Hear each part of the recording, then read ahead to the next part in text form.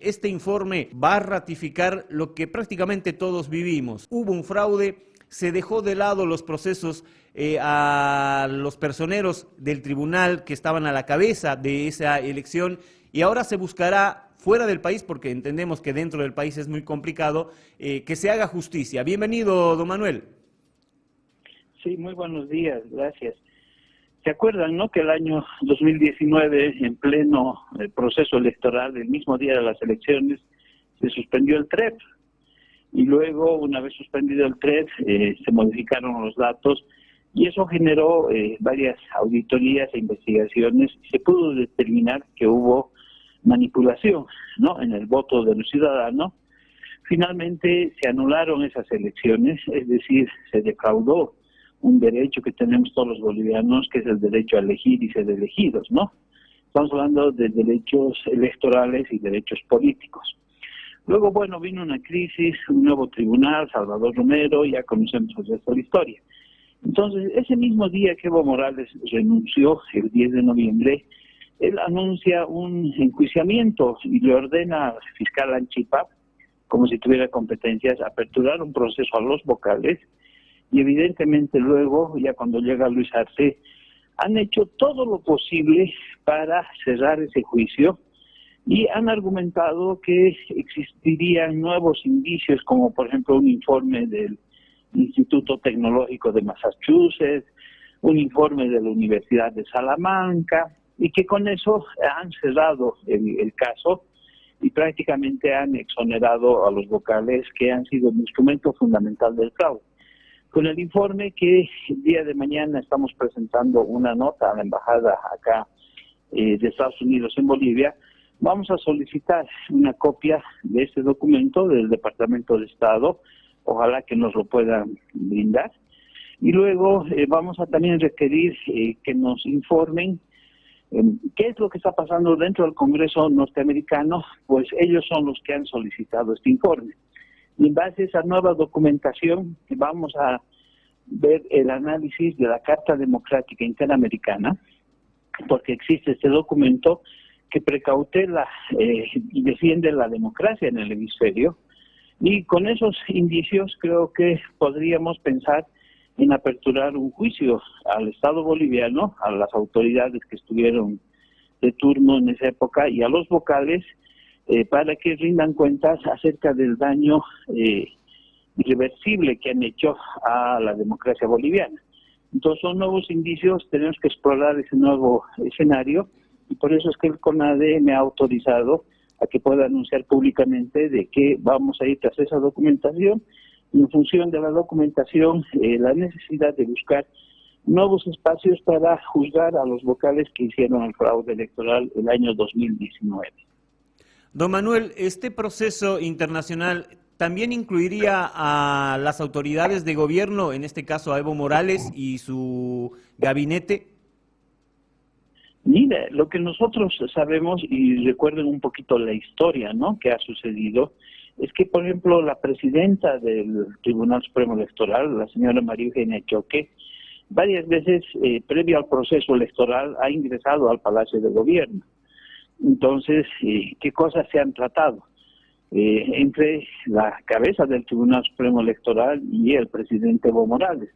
En esa época no se quiso revelar y se dijo que ella estaba entrando a pasar unos cursos, no sé cómo fue el tema, ¿no?, cómo hicieron el descargo.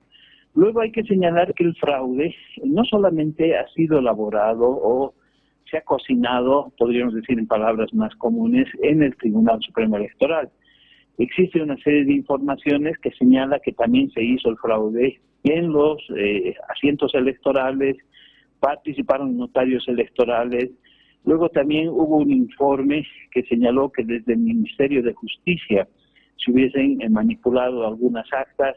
Existe información de que algunas capturas fotográficas fueron realizadas antes del proceso electoral. Es decir, el fraude fue realizado en diferentes dependencias, con diferentes actores, y si esa información fuera cierta, estaría apuntando a que el gobierno estuvo involucrado en el tema del fraude. Por eso es importante todas estas informaciones, estos documentos, Y en ese caso, si fuese así, el fraude, por supuesto, o una acusación, tendría que ampliarse al gobierno de Evo Morales, que fue el principal beneficiado con esa actividad fraudulenta, ¿no?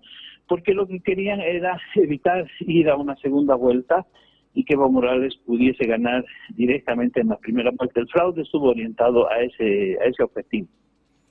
Don Manuel, en otro tema, el fin de semana en Santa Cruz se llevó adelante un cabildo que ha pedido que el censo se haga en 2023. Se ha señalado un plazo para que el gobierno pueda cambiar esa postura de hacerlo en 2024. El CONADE en su momento anunció que se iba a apoyar lo que pase en el cabildo, pero además está anunciando ciertas movilizaciones para convencer, si vale el término, al gobierno de que que escuche a la población.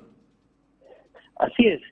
Queremos anunciar, y agradezco al medio, que el 8 de octubre, es decir, el próximo sábado, el CONADE va a realizar un encuentro de todas sus estructuras a nivel nacional. También va a haber presencia de los CONADEs internacionales, precisamente en la ciudad de Santa Cruz.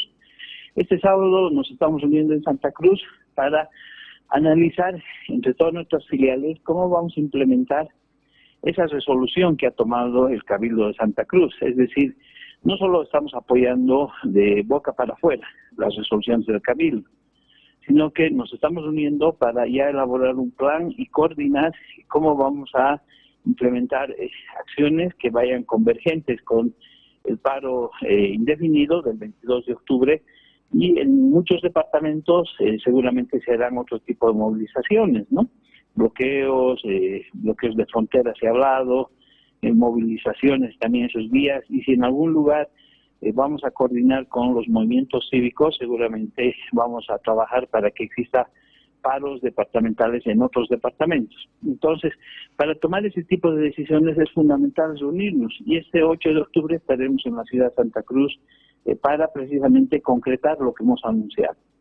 Don Manuel, desde el gobierno se ha tratado de implementar la idea de que esta protesta, este pedido es solamente desde Santa Cruz, y tomando en cuenta que tiene autoridades afines en el resto del país, asegura que el pedido no viene de otros departamentos. Sin embargo, hay varios sectores que han anunciado que también van a pedir el censo en 2023.